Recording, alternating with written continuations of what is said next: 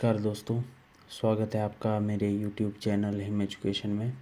तो दोस्तों आज हम जो है अपना नेक्स्ट उपन्यास पढ़ने जा रहे हैं। ये हमारा 11वां उपन्यास है। इससे पहले हमने 10 उपन्यास पढ़ लिए हैं। उनकी अलग से एक प्लेलिस्ट बना के रखी है, तो उसका लिंक मैं आई बटन में दे दूँगा, वहाँ से आप देख सकते हैं। तो आज के हमारे उपन्यास का शीर्षक है आपका बंटी। उपन्यासकार का नाम देखें तो मन्नू भंडारी जी ने इस उपन्यास को लिखा है। प्रकाशन वर्ष की बात करें तो सन 1971 में इसका प्रकाशन हुआ था। मन्नू भंडारी के जीवन के बारे में देखें तो इनका जन्म 3 अप्रैल 1931 ईस्वी में हुआ था। जन्म स्थान मध्य प्रदेश मंदसौर जिला के भानपुरा गांव में हुआ था। इनका बचपन का नाम महेंद्र कुमारी था, तो ये भी याद रखना कि महेंद्र कुमारी इनका बचपन का नाम था। मन्नू भंडारी एक साठोत्तरी कथाकार है। तो ये 60 के दशक में जो है इन्होंने अपनी रचनाएं लिखी हैं, तो साठोत्तरी कथाकारों में भी इनका नाम शुमार है। इनका विवाह साहित्य के महान आलोचक रचनाकार राजेंद्र यादव के से हुआ था। तो राजेंद्र यादव जी से इनका जो है विवाह हुआ था। राजेंद्र यादव जी के बारे में आप सब भली भांति जानते हैं। इन्होंने प्रेमचंद जी द्वारा स्थापित साहित्य पत्रिका हंस का पुनः प्रकाशन 31 जुलाई 1986 में को किया था। आपको बता दें कि हंस पत्रिका का संपादन प्रेमचंद जी ने सन 1930 में किया था तथा यह पत्रिका 1956 में बंद हो गई थी। तो इसका पुनः प्रकाशन जो है राजेंद्र यादव ने जो है इसका संपादन किया था 31 जुलाई 1986 में। इसका जो है पुनः प्रकाशन किया था इन्होंने। इन्हें 2008 में आत्मकथा एक कहानी या भी 2007 में जो रचित है के लिए व्यास सम्मान से भी सम्मानित किया गया। व्यास सम्मान 2008 में मिला इन्हें। इनके सभी उपन्यासों की बात करें तो 1 इंच मुस्कान 1962 में लिखा लेखक और पति राजेंद्र यादव के साथ लिखा गया यह उपन्यास है। आपका बंटी 1971 स्वतंत्र रूप से लिखा गया यह इनका पहला उपन्यास है। ये महाभोज 1989 ईस्वी यह उपन्यास नौकरशाही और राजनीति में व्याप्त भ्रष्टाचार के बीच आम आदमी की पीड़ा को उद्घाटित करता है। स्वामी 2003 में लिखा गया उपन्यास है ये, तथा कलवा ये इनके मुख्य प्रमुख उपन्यास थे। इसके बाद मुख्य बिंदुओं की बात करें तो आपका बंटी स्वतंत्र रूप से लिखा गया उनका पहला उपन्यास है। स्वतंत्र इसलिए कहा गया है कि इसके पूर्व 1 इंच मुस्कान उपन्यास राजेंद्र यादव के सहयोग से मन्नू भंडारी जी ने लिखा था। हिंदी का यह पहला उपन्यास है जिसे एक परिस्थिति में पड़े हुए बच्चे की मनःस्थिति का बहुत विस्तृत फलक पर चित्रांकन किया गया है। यह एक बाल मनोवैज्ञानिक उपन्यास है, तो ये भी याद रखना कि ये एक बाल मनोवैज्ञानिक उपन्यास है। यह 16 भागों में विभक्त है, एक लघु उपन्यास है। आधुनिक परिवेश में उत्पन्न संकटबोध और मूल्यबोध को इस उपन्यास में उकेरा गया है। पति पत्नी के बीच तनाव और अलगाव का निर्दोष निरीह और असुरक्षित बच्चे पर क्या असर पड़ सकता है, आपका बंटी उसकी तस्वीर पेश करता है। हिंदी उपन्यास की एक मूल्यवान उपलब्धि के रूप में आपका बंटी एक कालजयी उपन्यास है। मन्नू भंडारी के चर्चित उपन्यास का इसी साल यानी 2018 में ये नोट्स जो है 2018 में बनाए गए थे। तो उपन्यास का 2018 में राधाकृष्ण प्रकाशन द्वारा जो है इस उपन्यास की एक पटकथा को प्रकाशित किया गया है। विषय की बात करें तो यह उपन्यास विवाह विच्छेद की त्रासदी में पिस रहे एक बच्चे की कहानी जो है बताता है। दाम्पत्य जीवन की टकराहट इसमें देखी जा सकती है। तलाकशुदा दंपति के बच्चे की समस्या आदि जो है इस उपन्यास में देखी जा सकती है। अब पात्रों की बात करें तो पात्रों में बंटी जो है मुख्य पात्र है। तो बंटी उपन्यास का प्रमुख बाल पात्र है जो शिक्षित व स्वतंत्र विचार धारा वाले माता पिता का पुत्र है। बंटी की स्थिति दयनीय है क्योंकि उसके माता पिता होते हुए भी अनाथ की भांति जीवन व्यतीत करना पड़ता है। शकुन इससे अगली जो है पात्र शकुन है, कॉलेज की प्रिंसिपल तथा बंटी की माँ है, जो आधुनिक तथा स्वतंत्र विचारों वाली स्त्री है। इसके बाद अजय शकुन का पति तथा बंटी का पिता है, जो अहम भावना से ग्रसित है, जिसके कारण वह शकुन से तलाक दे देता है। वकील चाचा, शकुन व अजय का वकील है ये। फूफी शकुन की सेविका तथा संरक्षिका है। डॉक्टर जोशी एक सुयोग्य चिकित्सक हैं, एक सफल प्रेमी हैं, व्यवहार कुशल हैं तथा स्पष्टवादी है। इसके अतिरिक्त मीरा, अन्य गौण पात्रों की बात करें तो मीरा, अम्मी, माली, चपरासी, बंसीलाल, प्रमिला, टीटू आदि भी अनेक उपपात्र हैं। अब इसके बाद कथानक की बात करें तो यह उपन्यास शकुन के अलग हो चुके तथा उसके पति अजय और उनके 9 साल के बेटे बंटी की कहानी है। अजय डिवीज़न मैनेजर था और शकुन कॉलेज में प्रिंसिपल थी। दोनों का दृष्टिकोण अहमवादी था तथा अहम सामंजस्य का शत्रु है।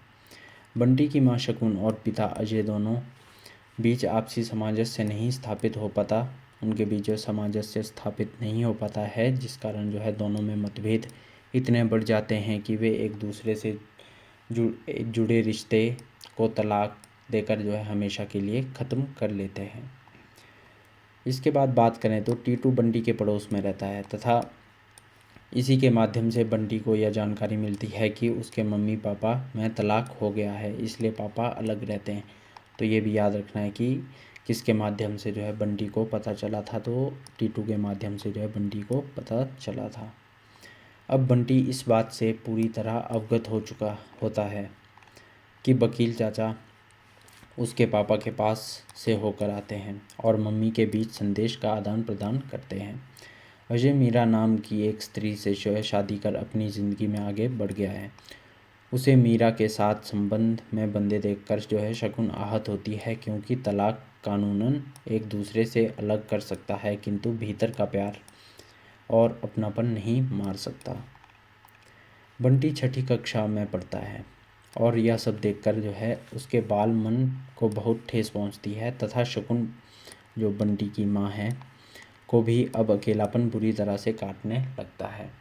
कुछ दिनों बाद उसके मन ही मन समझ लिया था कि अजय से किसी भी प्रकार की आशा करना बेकार है तथा वह डॉक्टर जोशी शकुन के प्रति जो आकर्षित होते हैं, डॉक्टर जोशी जो शकुन को जो है पसंद करते हैं, तो उनके संबंध में जो है बहुविध सोचने लगती है। बाद में दोनों का विवाह हो जाता है। वह बंटी को डॉक्टर जोशी के घर ले जाती है, किंतु बंटी उसे अपने पिता के रूप में स्वीकार नहीं कर पाता। बंटी अपने पापा की याद में जो बराबर खोया सा रहने लगता है तथा ऐसा प्रतीत होता है कि जैसे पापा की याद ने उसे विक्षिप्त सा बना दिया है। वह सब कुछ सहन करके अपना समय काटता है। वह न हंसता है, न ज़्यादा बोलता है, न खेलता है। उसके बाल मन को बहुत गहरी चोट आई थी, जिसे शकुन समझकर भी समझना नहीं चाहती, क्योंकि वह बंटी के कारण अपना या दूसरा रिश्ता नहीं खोना चाहती थी। बाद में बंटी को उसके पिता अजय के पास भेज दिया जाता है, लेकिन वहाँ पर भी मीरा अजय की जो दूसरी पत्नी है को माँ के रूप में स्वीकार नहीं कर पाता। अजय मीरा के विरोध करने के बाद भी बंटी को जो है हॉस्टल भेजने का निर्णय ले लेता है। तो जब वह अपने पिता से अलग होकर हॉस्टल जाने के लिए तैयार हो जाता है, तो उसे बार बार लगता है कि पापा उसे प्यार करके कुछ कहेंगे, पर ऐसा नहीं होता है। बंटी की आंखें और मन दोनों पीड़ा में डूब जाते हैं। बंटी विचारों में लीन है, अंदर से सोच रहा है कि ना पापा मिले ना मम्मी रही। अब वह नए समाज के साथ नई जगह जा रहा होता है। उपन्यास का दूसरा दृश्य, जिसे पढ़ने के बाद आप सब उपन्यास पढ़ने पर जो है मजबूर हो जाएंगे, उपन्यास को पढ़ने के लिए मजबूर हो जाएंगे। जल्दी से मुंह धो लो, नींद उड़ जाएगी, 5-7 मिनट में ही स्टेशन आने वाला है। तो ये बंटी से जो है उसका पिता अजय कहता है। तो बंटी धीरे धीरे जैसे अपने में लौट आया। रेल का डिब्बे में बैठे हुए लोग, सामान बांधते हुए पापा सवेरे का उजास चारों ओर फैल गया। पता नहीं क्या हुआ कि इतनी देर में मन पर रखा हुआ पत्थर जैसे एकाएक दरक गया और ढेर सारे आंसू उफन आए, भीतर की आंखों में ही नहीं, बाहर की आंखों में भी। आंसू भरी आंखों के सामने डिब्बे की हर चीज़, बैठे हुए अजनबी लोगों के चेहरे पहले धुंधले हुए और फिर एक दूसरे में मिल गए। पापा का चेहरा भी उन्हीं में मिल गया और फिर धीरे धीरे सारे चेहरे एक दूसरे से गडमड हो गए। भरे पूरे परिवार में भी बंटी जो है सर्वथा अकेला हो गया। मम्मी और पापा दोनों में से कोई भी उसका अपना न बन सका। मम्मी और पापा अपने अपने प्रेम संबंधों में खो जाते हैं, बंटी की चिंता किए बगैर। इसी कारण इस उपन्यास का नाम आपका बंटी है। आपका बंटी ना होकर के जो है, अपना बंटी ना होकर के जो है आपका बंटी है। तो अब भाषा की बात करें तो आपका बंटी की भाषा जो है पात्रों के अनुरूप है तथा अंग्रेजी, संस्कृत, तत्सम, तद्भव, उर्दू, अरबी और फारसी के शब्दों का सुंदर कलात्मक ढंग से जो है प्रयोग इसमें हुआ है। अब शैली की बात करें तो आपका बंटी में प्रमुख रूप से वर्णनात्मक शैली का जो है प्रयोग हुआ है। मनोविज्ञान उपन्यास के मूल में रहने के कारण विश्लेषणात्मक और चेतना प्रवाह शैली का प्रयोग भी हुआ है। जैसे पहली बात मन में उभरी, यह मम्मी नहीं है। मम्मी के पैरों को वह खूब पहचानता है, उनकी चप्पलों को भी और उसकी साड़ियों के बॉर्डर को भी। चेतना प्रवाह शैली जो है इसमें है। इसके बाद झट से बंटी की नज़रें ऊपर उठी। सामने जो चेहरा था उसे दीपा आंटी का चेहरा घुल मिल गया, पर फिर धीरे धीरे सामने वाला चेहरा खूब साफ होकर उभर आया। मुस्कुराता हुआ चेहरा, पर दीपा आंटी से अलग, मम्मी से भी अलग। फ्लैशबैक शैली है ये। इसके बाद उद्देश्य की बात करें तो मन्नू भंडारी का मूल उद्देश्य पति पत्नी के बीच अलगाव की स्थिति पैदा होने से जो है उसकी संतान की कितनी दयनीय दशा हो जाती है, यह दिखाना है। अब मूल समस्या की बात करें तो मूल समस्या में आधुनिकीकरण की समस्या है, वैवाहिक समस्या, तलाक की समस्या केंद्रीय समस्या है ये इस उपन्यास में। इसके बाद संतान की मानसिक यंत्रणा की समस्या है, अंतर्द्वंद्व और कुष्ठाग्रस्त जीवन के संघर्ष की समस्या है इसमें, बालपन का द्वंद्व तथा मानसिक तनाव से घिरी हुई जिंदगियां हैं इसमें। अब इस उपन्यास के बारे में जो है डॉक्टर रामदर्श मिश्र जी कहते हैं कि इस उपन्यास के बारे में लिखते हैं ये कि मैंने एक विशेष दायरे की बात कही है। वह दायरा है पढ़ा लिखा मध्य वर्ग, यानी ये लेखिकाएं स्वयं जिस वर्ग की हैं, निम्न वर्ग की स्त्रियों का अनुभव उनके पास नहीं है। उषा प्रेमदा के दोनों उपन्यास रुकोगी नहीं राधिका तथा 55 खंबे लाल दीवारें अति आधुनिक पढ़ी लिखी स्त्री की कथा कहते हैं, किंतु दोनों उपन्यासों में स्त्री स्वतंत्र निर्णय लेने की शक्ति रखने के बावजूद अजीब बेबसी और सामाजिक घिराव में अपने को बंद पाती है। मन्नू भंडारी ने जो है आपका बंटी में तलाकशुदा पति पत्नी के प्रश्न को बच्चे की समस्या के बिंदु से उठाया है। यह एक नया प्रश्न है। एडलर के अनुसार प्रत्येक व्यक्ति में थोड़ी या बहुत हीन भावना होती है जो उसे क्षतिपूर्ति के लिए सदैव प्रेरित करती है। टीटू के साथ नोकझोंक और उसकी मां के ताने सुनकर बंटी स्वयं को उपेक्षित समझने लगता है, जिसकी पूर्ति वह मां और पापा के प्रति एक अधिकार में पाना चाहता है, लेकिन असफल होकर विरोधी और आक्रामक बन जाता है। डॉक्टर मदान के अनुसार तो एक तरफ यह उपन्यास आंसुओं से गीला लगता है, भावुकता से भीगा लगता है, और दूसरी तरफ बंटी माँ बाप दोनों से कटकर मिस्किट होने का बोध कराता है। डॉक्टर सुरेश सिन्हा के अनुसार तो इस उपन्यास में जो है भावाभिव्यंजना की सूक्ष्मता एवं भाषा की नई अर्थवंता का सौंदर्य है, जिसकी विशेष चर्चा होनी चाहिए। मनोवैज्ञानिक कथाकार जनेंद्र कुमार ने भी इस उपन्यास की काफ़ी प्रशंसा की है। तो जनेंद्र कहते हैं कि इसके बाद ये कथन है कि देना ही है तो एक वचन दे दो कि हमारे बंटी भैया को जैसा आपने बिखरा दिया है आजकल वैसा और मत करना।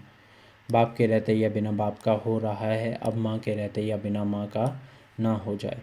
तो ये जो है शकुन से फूफी कहती है। हरिद्वार जाते वक्त जो है शकुन से आर्थिक मदद लेने की बजाय या वचन लेती है। तो ये था हमारा उपन्यास आज का। इसके बाद है कि लेख की समाप्ति होती है मनु भंडारी जी को समर्पित इन 2 पंक्तियों के साथ। अर्चना तुम, वंदना तुम, शब्द तुम, स्वर साधना तुम, सरस्वती साहित्य सौष्ठव की स्वयं अभिव्यंजना तुम। तो ये था आज का हमारा उपन्यास आपका बंटी। तो आगे जो है हम नेक्स्ट उपन्यास जल्दी ही पढ़ेंगे। तब तक के लिए अगर वीडियो अच्छी लगी हो तो लाइक करें, शेयर करें, कमेंट करें और अगर चैनल पर नए हो तो सब्सक्राइब ज़रूर करें। Thank you.